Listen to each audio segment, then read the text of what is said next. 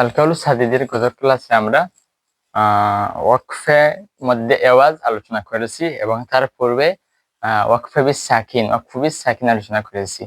এই এপিসোডে আমরা আল-কাউলু সাদিদের ওয়াকফে বির রুম কিভাবে পড়তে হয় সেটা সম্পর্কে আলোচনা করব। এটা অনেকের কাছে নতুন মনে হতে পারে যে ওয়াকফে বির রুম একটা আবার কিভাবে পড়তে হয়। তো জানতে হলে ভিডিওটি সম্পূর্ণ দেখতে থাকো।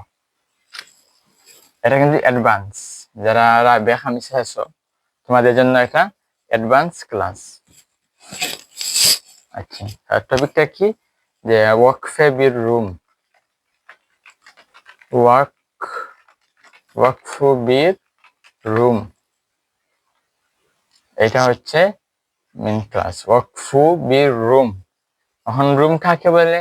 তোমরা পড়েছো রুম। আমি একবার দেখে ফেলি।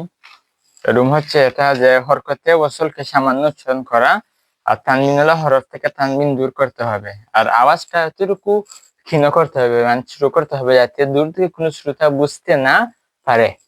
তখন ওয়াকফে বির রুম কিভাবে করতে হয়? ওয়াকফে বির রুম প্রথমে বলে থাকি ওয়াকফে বির রুম দুইটি জায়গায় হয়, আর দুইটি জায়গায় হয়।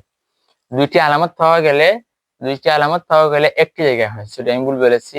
দুটি আলামত পাওয়া গেলে একটি জায়গায় ওয়াকফে বির রুম করতে হয় বাধ্যতামূলক নয়, কিন্তু করলে হবে। ওয়াকফে বির রুম করলে আদায় হবে। তো এই দুইটা কি? যদি জের এবং পেশ থাকে তাহলে ওয়াকফে বির রুম করা যাবে। জবর এবং পেশ থাকলে, কোন হরফে জবর এবং পেশ থাকলে ওয়াকফে বির রুম করা যাবে। তবে শর্ত হচ্ছে যে কি করতে হবে না, শর্ত হচ্ছে যে ওয়াকফ করতে হবে। ওয়াকফের সময় যদি পেশ এবং জের থাকে, পেশ এবং জের দুম্মা বা কাসরা আরবিতে বলে, এই দুইটা যদি থাকে তাহলে ওয়াকফে বির রুম করতে পারবে। রুম কিভাবে করবে সেটা আগে দেখি। যেমন মা একটা আয়াত আছে কোরআন শরীফে, যেমন আলহামদুলিল্লাহ সূরায় মালিকি ইয়াউমিদ্দিন, রেড কালার করে ফেলি। আচ্ছা,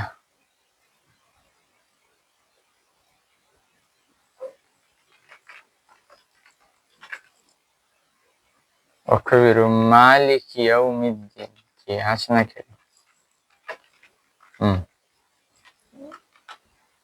7 8 আলটা না, হবে না, এটা ভুলে ফেলছি। মালিকি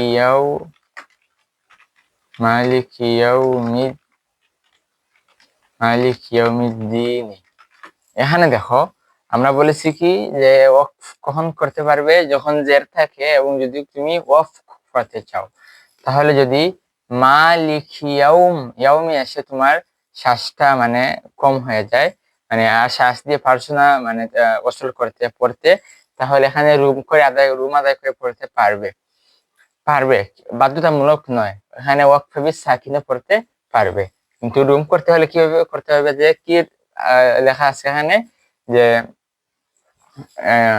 সামান্য উচ্চারণ করতে হবে যাতে দূর থেকে কোনো শ্রোতা শুনতে না পারে। তাহলে মালিকিয়াও মি আছে না, এখানে এই মিটাকে হালকা উচ্চারণ করবে, যাতে যারা কাছে আছে তোমার পাশে আছে, তারা শুধু শুনতে পারে যে তুমি এখানে মি বলে ওয়াকফ করেছো। যেমন আমি বলি, মালিকিয়াউমি, কিভাবে বলছি? একদম আস্তে, মি হালকা হালকা উচ্চারণ করেছি। মালিকিয়াউমি, একদম আস্তে, দূর থেকে কেউ শুনতে না পারে। তোমরা আরো আস্তে মানে আরো ক্ষীণ গলায় পড়ার চেষ্টা করবে, ঠিক আছে? আমি বোঝানোর জন্য, যদি বলো মালিকিয়াউমি তাহলে এখানে হবে না, ওয়াকফে বির রুম হবে না। আবার এখানে কি করতে পারবে, কিভাবে ওয়াকফ করতে পারবে? ওয়াকফে বিস সাকিন মালিকিয়াউম, মিমের উপর সাকিন দিয়ে তোমরা আদায় করতে পারবে। আচ্ছা, তারপরে আসি দিন শব্দটিকে। দেখো এখানে ইয়াউমিদ্দিন, দিন বলতে নুন নিচে যদি দিনের সাথে ওয়াকফ করো তাহলে নুন নিচে আছে কি জের। তাহলে আমাদের শর্ত কি পেশ এবং জের হলে ওয়াকফে বির রুম আদায় করা যাবে।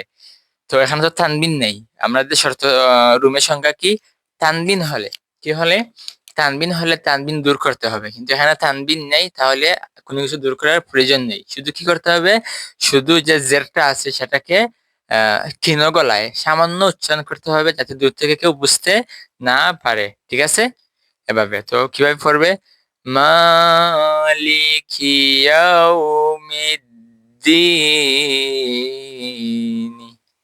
এই যে আমি নি ইয়াউমিদ্দিন, এই যে হালকা উচ্চারণ করেছি ক্ষীণ গলায় মানে আস্তে, এটাই হচ্ছে বীর রুম, ওয়াকফু বীর রুম। এটা যদি অনেকে বলতে পারে এটা কিভাবে হবে যারা জানো না, আমি বলি এটা 100-র মধ্যে 100%ই সঠিক ওয়াকফ, 100-র মধ্যে 100% সঠিক ভাবে ওয়াকফের পদ্ধতি, এটাও একটা ওয়াকফের পদ্ধতি, বুঝছো? আচ্ছা, ইয়াউমিদ্দিন, এখন যদি বলে মালিক ইয়াউমিদ্দিনি, নিয়ে এমন জুড়ে আদায় করলে যারা ক্ষীণ গলায় কি আরো কলকলার মতো বড় হয়ে গেল, তাহলে এটা ওয়াকফে বিরুম হবে না। সুতরাং এখানে ভুল হবে, ওয়াকফে বিরুম আদায় হবে না, এখানে ওয়াকফটা ভুল হবে। ঠিক আছে, এই ছিল ওয়াকফে বির রুম। আচ্ছা, এখন আরেকটা দেখা যায় তানবিনওয়ালা হরফকে যদি তানবিন থাকে তাহলে তানবিনওয়ালা হরফ থেকে তানবিন দূর করতে হবে, তানবিন দূর করতে হবে। আচ্ছা, একটা বাক্য লিখি আমি, এটা ওয়াহারাল আনহার, আমার নাম ছেড়ে ওয়াহারাল আনহালি দেবার হারাপ, জহারাল আনহারু, আনহার অর্থ কি হবে, আনহার প্রকাশ করেছে, জহারাল আনহারু কিতাবুন, কি শব্দ কি তালি দেবার তা বা দুই পেশ বুন, কিতাবুন। এখানে দেখো জহারাল আনহারু কিতাবুন, তাহলে এখানে ধরো এখানে কিতাবুনে এসে তুমি কি করবে, ওয়াকফ করবে। ধরো কিতাবুন শব্দটি এসে তুমি কি করবে, ওয়াকফ করবে। তাহলে কি করতে হবে, কিতাবুন তো দুই পেশ রয়েছে, কি রয়েছে, দুইটা পেশ রয়েছে, এই দুই পেশ কিভাবে পড়বে। তো আমাদের রুমের সংজ্ঞায় রয়েছে যে তানবিনওয়ালা হরফ থেকে তানবিন দূর করতে হবে। তানবিন দূর করতে হবে বলতে দুই পেশ রয়েছে, দুই পেশ কি দূর করতে হবে, বিষয়টি কি এমন? এর উত্তর হচ্ছে না। যদি এখানে দুই পেশ রয়েছে, দুই পেশের স্থলে যদি আমরা এক পেশ ফেলে দেই তাহলে এটা তানবিন দূর হয়ে যায়, এটা হরকত হয়ে যায়। এটা কি হয়ে যায়, এটা হরকত হয়ে যায়। তার মানে এখানে ওয়াকফে বির রুম হবে। আমরা তো জানি যে ওয়াকফে বির রুম পেশ এবং জেরের ক্ষেত্রে হয়, তাহলে এখানে পেশ আছে, তাহলে আমরা একটা পেশকে আমরা এখান থেকে তুলে দিলেই এটা কি হয়ে যাবে, ওয়াকফে বির রুম হয়ে যাবে। তবে ওয়াকফে বির রুমের উচ্চারণ কিভাবে হবে, যে ওয়াহারাল আনহারু কিতাবু, দেখো আমি সামান্য উচ্চারণ করেছি, যে তুমি বলো কিতাবু বলে ওয়াকফ করো, তাহলে এখানে ওয়াকফ শুদ্ধ হবে না। তো এখানে কি শুধু ওয়াকফে বির রুম করা যাবে না অন্য কোনো ওয়াকফ করা যাবে না, বলে হ্যাঁ, এখানে ওয়াকফে বির রুমও করা যাবে, আবার এটার উপর ওয়াকফে বিস সাকিনও পড়া যাবে, যেমন জহারাল আনহারু কিতাব, বুঝছো?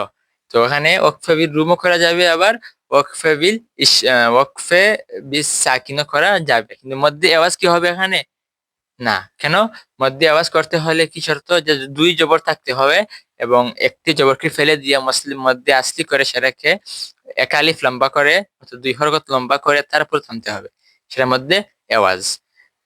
তো আশা করি তোমরা বুঝতে পেরেছো। আরেকটা উদাহরণ, যেমন আনহারু, এই জহারা আল আনহারু, এখানে থামবে, রু বললে থামবে, জহার আল আনহার যদি এখানে অক্ষবি সাকিন করো তাহলে আর উপর সাকিন দিবে, আর উপর সাকিন দিবে, যেমন যেমন জহার আল আনহার।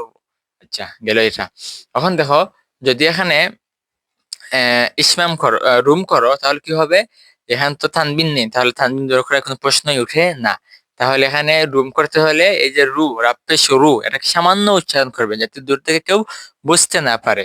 আমি উচ্চারণ করছি ওয়াহারাল আনহারু, আনহারু।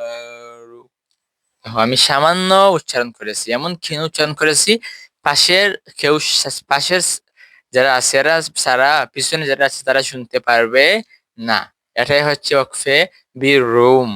ওয়াকফে বীর রুম দুইটা ক্ষেত্রে হয়, জবর এবং কি ক্ষেত্রে, সরি জবর নয়, পেশ পেশ এবং জেরের ক্ষেত্রে।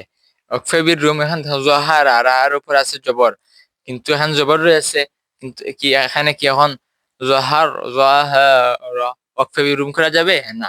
জবরের ক্ষেত্রে ওয়াকফে বিরুম হয় না। জবরের ক্ষেত্রে তখনই হবে যখন মধ্যে আওয়াজ হবে, মধ্যে আওয়াজ হবে তখনই জবরকে এই জবরের উপর ওয়াকফ করা যাবে, আর না হয় এখানে জহার ওয়াকফে বিস সাকিন করে থামতে হবে, জহারে ওয়াকফে বিস সাকিন করে থামতে হবে। তো এই ছিল আজকের ভিডিও, মানে এই এপিসোড আল কাউলু সাদিদের ওয়াকফে বির রুম। তো পরবর্তী ক্লাসে আমরা ওয়াকফু বিল ইসমাম সম্পর্কে আলোচনা করব। ততক্ষণ পর্যন্ত সবাই ভালো থাকো। আল্লাহ হাফিজ।